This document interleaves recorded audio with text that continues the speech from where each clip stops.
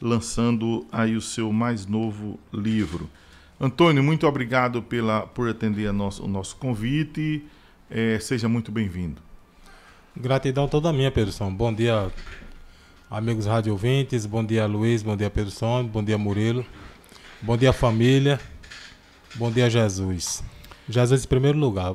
Falei aqui por último, mas primeiramente Jesus. Mas isso não... A ordem... Não, né? Mas, Antônio, então tá aí, né? Lançando o livro Maria Bonita e sua data real de nascimento. Eu já quero até mostrar aqui, Murilo, não sei se você já tem aí a capa desse novo cordel, né? Antônio Poeta é especialista em cordel e tá aí chegando Maria Bonita e sua data real de nascimento. Antes de você falar sobre o livro, então, deixa eu ver se eu coloco aqui na capa, aqui no nosso YouTube. Para quem está assistindo aí o nosso YouTube, né? Tá aí na capa exatamente Maria Bonita e sua data real de nascimento. Então, mais um livro é como se fosse um filho nosso, mais um, né? Claro, guardado as proporções, mas a gente fica feliz com nossas crias, não é isso? Exatamente, professor. Isso é óbvio, isso é fato. Então, meu caro, esse trabalho sobre o nascimento de Maria Bonita, que eu fiz aqui, Maria Bonita e sua data real de nascimento, não que eu queira afrontar os demais historiadores que escreveram, cometendo, digamos, um pequeno equívoco, que na época em que Lampião foi executado, juntamente com sua esposa Maria Bonita e mais 9 cangaceiros, né? Então, os jornais divulgaram na época, ouvindo alguns familiares de quando ela havia nascido e tal, e informaram que Maria Bonita havia nascido em 8 de março de 1911. Onde, na verdade, o batistério dela, que se encontra aqui em Jeremoabo, revela a data de nascimento dela, e que ela nasceu em 17 de janeiro de 1910. Então, há muitos historiadores que preferem ficar com essa data antiga, né? E Voldir de Moura Ribeiro, o saudoso Voldir, ele fez um trabalho num livro intitulado Lampião e sua data real de nascimento, Lampião e o nascimento de Maria Bonita. E na época, em 2011, em agosto de 2011, ele, na gestão do Padre Ramos aqui na paróquia de São João Batista de Jeremoabo, ele conseguiu extrair o batistério de Maria Bonita, revelando essa data. E aí publicou no livro dele. Por que ele fez isso? Porque ele estava inconformado, juntamente com outro pesquisador, que é o Frederico Pernambucano, estavam inconformados com aquela notícia de que sem um registro, né?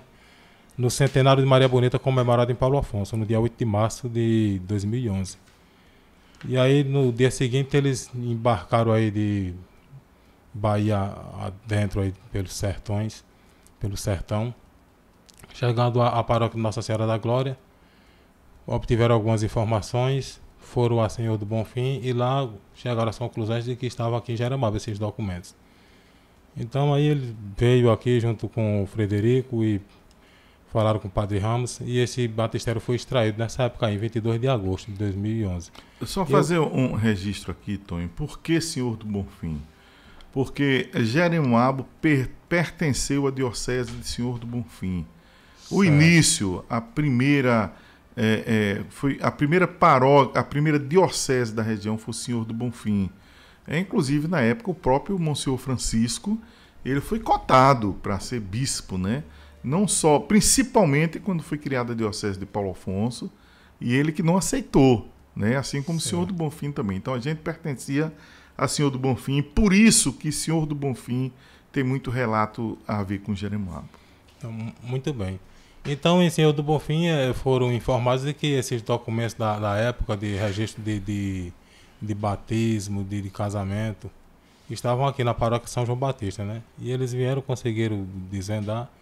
E aí eu relendo esse livro que foi lançado justamente no aniversário oficial de Jeremoabo, em 25 de outubro de 2019, que Valdir lançou. Eu creio que você lembra, Pedro. Lembro. Lá sim. na Câmara de Vereadores. E eu, ultimamente, eu estudando esse livro, dando uma lida, eu resolvi estudar. E eu disse, rapaz, é interessante registrar isso aqui também em cordel. E aí também indicando a fonte e tal.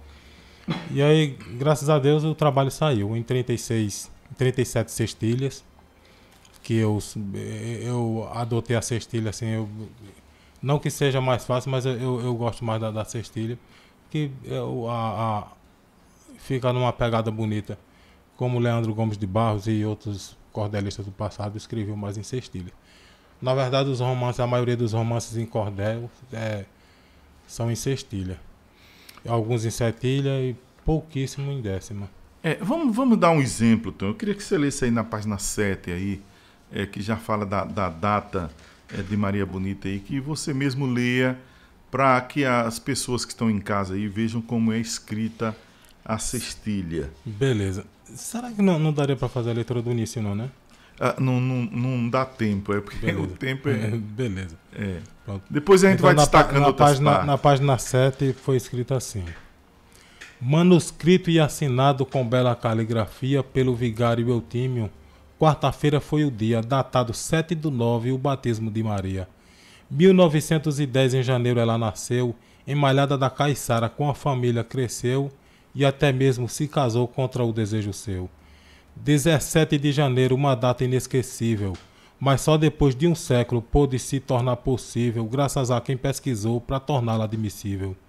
Frederico e Padre Celso são os orientadores principais desta pesquisa e também historiadores, juntos a Valdir Ribeiro no mundo dos pensadores. Então, para se ter uma ideia de como é escrito a cestilha, aqui já tem essas datas iniciais. Agora, eu queria aproveitar para ler um pouquinho aqui também do currículo do poeta.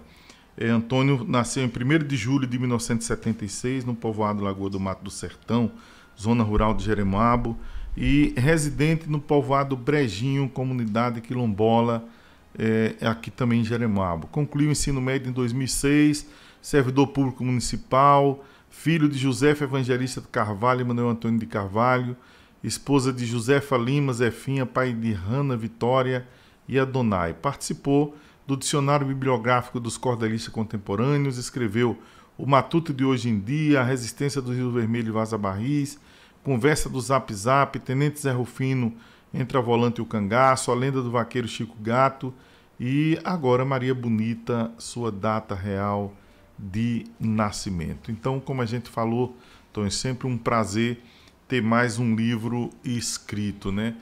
Mas assim, você já disse aí da sua motivação para escrever o livro, que foi depois de Valdir. Valdir, inclusive, conversei muito com ele sobre a história de Jeremoabo e tal.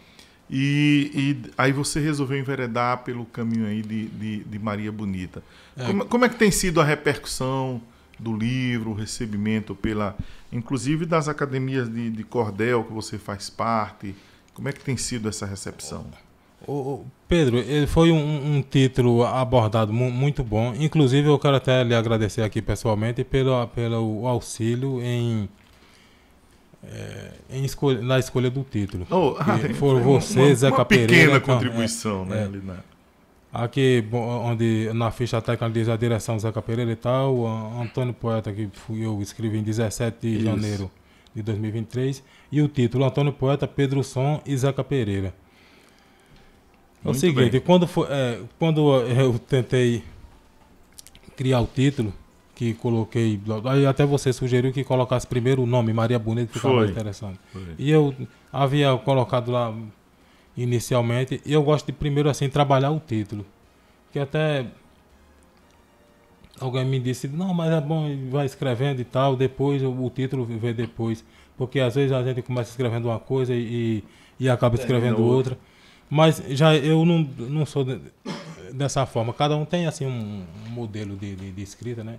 Eu não sou dessa forma, eu vou construindo estrofe por estrofe, mas enquanto eu não terminar uma estrofe eu não me aquieto. E aí vou pulando tipo um formato de quebra-cabeça. E também focado no título, que aí me ajuda muito, eu vou focado no título e vou lembrando de coisas que vão cabendo ali até Deus me ajuda e chegar à conclusão. Então, essa motivação... Sim, mas como tem sido a recepção desse livro, as pessoas... Tem sido muito boa. Muito bem recebido pelo fato do título. Maria Bonita, no cangaço, em cordel, é pouco trabalhada. Entendeu? É sempre assim uma novidade, como também foi o Tenente Zé Rufino que eu escrevi. O Tenente Zé Rufino entrava volante o cangaço. Pouca gente escreveu sobre o cangaço, sobre a volante e tal. E aí tem essas coisas assim que a gente aborda e se torna interessante, torna, né, uma novidade e poderá se tornar um clássico. Muito bem. Ô, Tonho, agora, assim, muita gente pode estar aqui nos ouvindo e dizer quem foi Maria Bonita, né? Porque muita gente pode até hoje dizer que não foi. Eu queria que você lesse aí, agora sim, aí na página 4, página 5, que você introduz dizendo ali quem é Maria Bonita, né? Você pode ler a primeira e a segunda páginas, né? Certo, beleza. Que introduz aí quem é Maria Bonita. Eu começo dizendo assim: escrever sobre o cangaço em cordel já é manjado, mas nem tudo que passou-se jamais fora divulgado, pois cada capanga tinha algum segredo guardado. Trago fatos de uma fonte sinceramente segura para descrever em cordel a idade dessa figura chamada Maria Bonita por causa da formosura. Maria de Dona Déa por muitos era chamada, ou Maria de Zé Felipe, sempre ali considerada como moça de família, porém muito cobiçada. Foi em plena adolescência obrigada a se casar, 16 anos apenas, pois isso posso provar, graças a Valdir Ribeiro, o último a pesquisar. Valdir de Moura Ribeiro, após estudar bastante, não somente o tal cangaço, como a história da volante, infeliz com suas dúvidas, da verdade foi avante. Na sede de Paulo Afonso, de 2011 o ano, ao lado de Frederico de Melo Pernambucano, assistiu ao centenário comemorado com engano. Ambos ali combinaram viajar no outro dia, quando já 9/3, um para o outro sorria, no motor a 4 rodas sobre estradas da Bahia. Aí vem aquela história que você contou, né? Fura Paulo Afonso. Isso, Então, Maria Bonita, ela nasceu ali na Malhada da Caiçara, hoje município de Santa Brígida, e que na época houve uma confusão danada.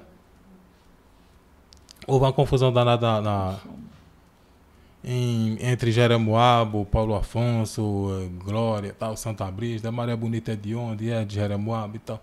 É de Paulo Afonso. Bom, se for colocar os pingos nos is, Maria Bonita era gloriense, né? Porque quando ela nasceu, Malhada da Caiçara era município de Glória, hoje é cidade de Glória. E Glória era Jeremoabo. É bom a gente colocar isso. Bom, muito bem. Era Jeremoabo. A mãe de Maria Bonita, os pais dela, já se consideram jeremoabenses porque lá era município de Jeremoabo. Mas quando Maria Bonita nasceu, já havia se desvendado de Jeremoabo, Glória, e lá passou a pertencer ao município de Glória.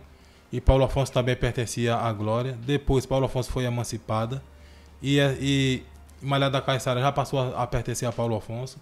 E aí tem uma confusão de muitos historiadores, dizem que Maria Bonita é de Paulo Afonso e tal, porque Malhada da Caiçara é município de Paulo Afonso.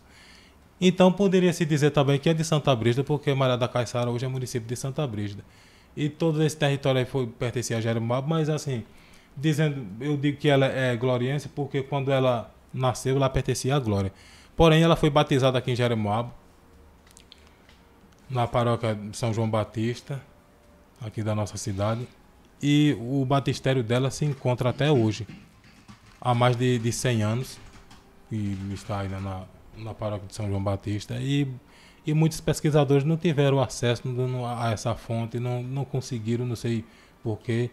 Muitos párocos também não liberavam, tinham medo de alguém saquear, roubar e tal. Então, hoje eu agradeço também, quero aqui agradecer ao Padre João, o novo pároco aqui da paróquia São João Batista, por ele ter me permitido a fotografar o batistério de Maria Bonita. Porque se eu não tivesse tido essa autorização, eu teria fotografado o próprio lá no livro de Valdir de Moura Ribeiro, que está lá também a foto do batistério com a transcrição. Mas como eu consegui, coloquei a transcrição abaixo, onde o padre Eutímio, né, na época era o vigário Eutímio José de Carvalho, ele disse assim, a transcrição está escrita assim: Aos 7 dias do mês de setembro de 1910, batizei solenemente a Maria, nascida a 17 de janeiro de 1910, filha natural de Maria Joaquina da Conceição. Foram padrinhos Agripino Gomes Batista e Maria Joaquina da Conceição. E para constar, fiz este assento que me assino, Vigário Eutímio José de Carvalho.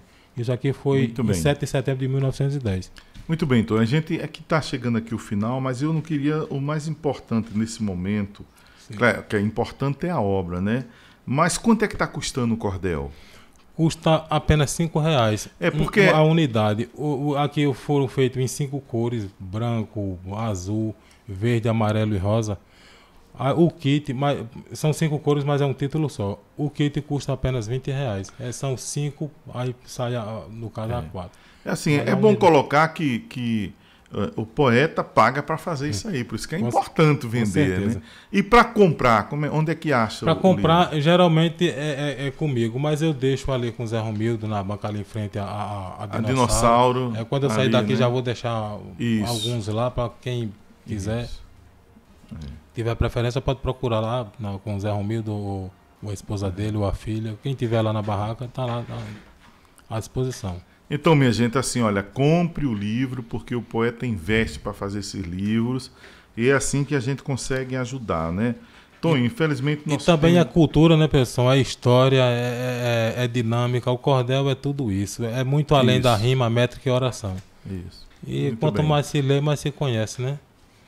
Então, a gente quer agradecer, nosso tempo não é tão longo assim, mas foi dado o recado, outro dia a gente volta a conversar, e eu queria muito agradecer a você, Tonho, e eu termino com a última estrofe desse livro, que diz assim: Maria Gomes de Oliveira era o nome todo dela, já vou encerrar o assunto para eu não sonhar com ela, numa moita de chique-chique agarrado em minha goela. Parabéns pelo livro.